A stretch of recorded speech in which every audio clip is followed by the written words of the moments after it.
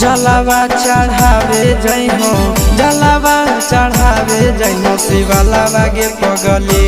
गौरा मैया के सैया से मंगी होई है पगलावा गे पगली गौरा मैया के सैया से मंगी होई है पगलावा गे पगली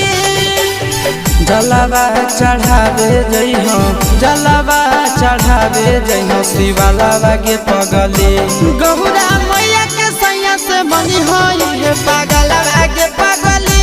गौरा मैया के सैया से मंगी होई है पगला